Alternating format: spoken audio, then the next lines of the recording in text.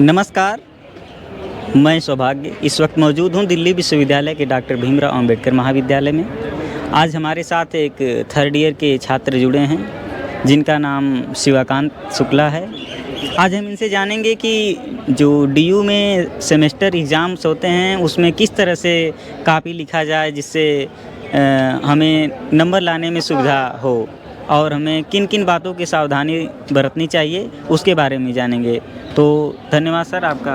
हाँ सौभाग्य, बहुत बहुत शुक्रिया।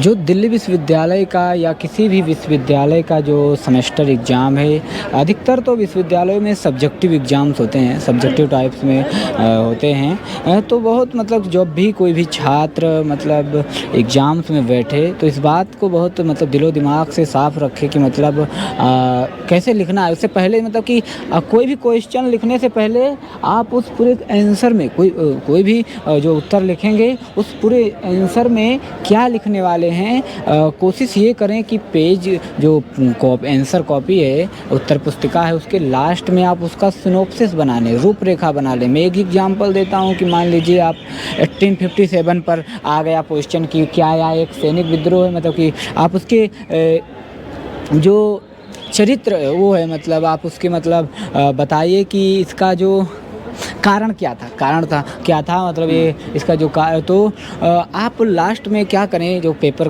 जो उत्तर पुस्तिका की लास्ट पेज होता है उस पर ये पहले नंबर आप इंट्रोडक्शन के लिए, इंट्रोडक्शन के बाद में आप उसके जो कई सारे कारण हैं वो पॉइंट आउट करके क्या सैनिक कारण क्या थे, क्या आर्थिक, क्या सामाजिक, क्या तमाम सारे जो कारण थे आप लाइन से मतलब ये पॉइंट हेडिंग आप नोट करिए सबसे पहले, और अंत में कंक्लूजन के तौर पर अपना लिखिए। और बीच में सबसे बड़ी बात क्या है, जो बच्चों में मतलब ये समझते हैं कि हम अगर कोई भी आंसर 8 पेज में लिखेंगे, एक ही आंसर 10 पेज में लिखेंगे तो हमें मार्क्स ज़्यादा मिलेंगे। बिल्कुल गलत है।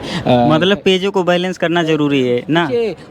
एग्जामिनर को इतना समय नहीं है कि मतलब वो आपकी क्वालिटी को क्वांटिटी को देखे। आप अगर आप ये चाहते हैं कि मतलब कि मैं बहुत ढेर सारा बी कॉपी, सी कॉपी, डी कॉपी लिखूंगा तो बहुत नंबर मिलेंगे, इसका मिलने का एक दूसरा क्राइटेरिया है कि जब बच्चा बहुत अच्छा लिखता है तो एग्जाम चेक करता है। लेकिन अगर आप अच्छा नंबर गेन मतलब हो सकता है, अगर अच्छा नंबर आ सकता है तो वो 5-6 पेज में भी आ सकता है, क्योंकि एग्जामिनर को क्वालिटी भी चाहिए, क्वालिटी राइटिंग चाहिए, ना कि क्वांटिटी चाहिए। एग्जामिनर वो है जो आपके पहले पैराग्राफ से ये बता सकता है कि बच्चा आगे किन बातों पर बात कर रहा है। आपका इंट्रोडक्शन पढ़ के वो बच्चा बता सकता है कि वो टीचर बता सकता है कि मतलब कि ये बच्चा आगे किन किन विषयों पर बात कर रहे हैं। तो बहुत सावधानी पूर्वक एग्ज़ाम लिखते समय आप कोई भी आंसर लिखें तो आपके दिमाग में वो आंसर का ड्राफ्ट पहले आ जाना चाहिए, सबसे बड़ी ज़रूरी है। उसके बाद में जो दूसरी चीज़ है, अगर आप देखिए एग्ज़ाम्स में जो भी होते हैं एक ड्राफ्ट है। अब मान लीजिए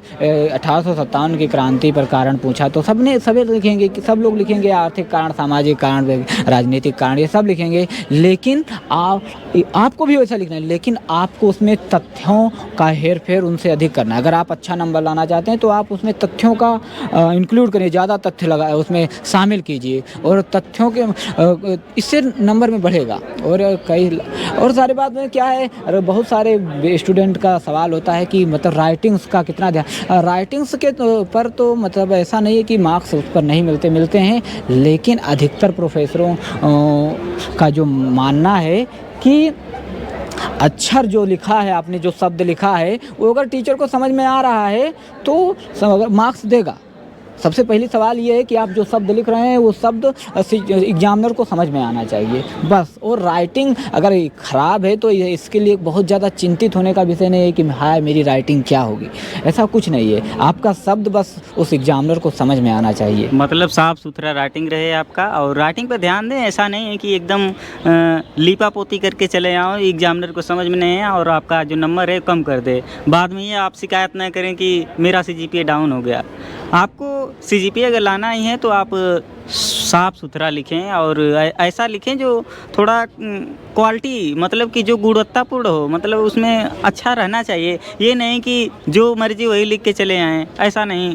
तो सर हम ये जानने की कोशिश करेंगे आपसे कि जो नए बच्चे आते हैं मतलब जो जो नए बच्चे अभी शुरुआत में ही आ रहे हैं, फर्स्ट सेमेस्टर का एग्ज़ाम उनको देना है और वो घबरा जाते हैं पूरा कि हम एग्ज़ाम कैसे देंगे, तो उस पर आपका क्या कहना है? देखिए, सबसे पहले मतलब कि डरने की कोई बात नहीं। जितने भी छात्र साथी हमारे मतलब आ रहे हैं, पहला पेपर दे रहे हैं, बिल्कुल घबराने की ज़रूरत नहीं है। कोई आपको वहाँ कमरे में कोई बाग, कोई कुछ नहीं मिलेगा। शिक्षक बहुत कोऑपरेटिव मिलेंगे, आपको एक-एक बताएँगे, एक-एक पॉइंट आपको आंसर नहीं बताएँगे, लेकिन कैसे लिखना है मतलब कैसे आपको एग्ज़ाम्स में बताएँगे और आपको बहुत डरना नहीं है। आपको अपने लिए मतलब तैयार होना है, मतलब बहुत हाई लेवल की तैयारी नहीं करनी है, लेकिन आपको तैयारी करनी मतलब तैयारी करनी है, क्योंकि जो एग्जामिनर हैं उनको भी ये पता है कि मतलब जो पहले सेमेस्टर का बच्चा है उसे बहुत वैल्यूबल गुणवत्तापूर्ण लेखन नहीं कर सकता, क्योंकि वो अभी फर्स्ट सेमेस्टर में है। तो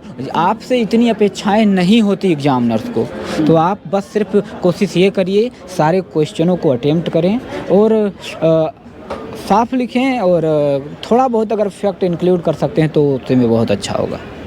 तो जैसा कि सर ने हमें बताया कि आप ये इतना तो ध्यान जरूर ही दें कि अगर एग्ज़ाम में आप लिखते हैं तो जो पेज है उसको बैलेंस करके चलें। यदि आप 20 नंबर का अगर प्रश्न है कोई, उसको अगर 6 पेज में लिखते हैं तो कोशिश करें कि अगला जो 20 नंबर का क्वेश्चन है उसको भी 6-7 पेज में ही करें। ये नहीं कि पहला क्वेश्चन आप 10 पेज में करते हैं, दूसरा 5 पेज में करते हैं, तो इससे टीचर आप अनुमान लगा लेता है कि अगर 20 नंबर का क्वेश्चन लड़का अगर पहला क्वेश्चन अगर 10 पेज में किया है, अगर वही क्वेश्चन 5 पेज में किया है, तो ऑटोमेटिक आपको 20 नंबर में से 10 नंबर आधा ही देगा, भले ही आप उसमें पूरा अच्छी तरह से आप झोंक क्यों नहीं दिए हों। इसलिए जो आंसर लिखें उसको बैलेंस करके लिखें, जिससे कि कोई भी टीचर आपको नंबर देने में आसानी हो, आपका जो CGPA हो अच्छा हो, आप साफ़ सुथरा लिखें, गुणवत्तापूर्ण लिखें। ज़रूरी नहीं है कि आप अभी प्रोफेसर नहीं हो गए हैं कि आप जो भी लिखेंगे अच्छा ही लिखेंगे। इसलिए बढ़िया से पढ़िए, ध्यान से पढ़िए, लिखिए। अगली वीडियो में हम बनाएंगे और मिलेंगे, तब तक के लिए शुक्रिया।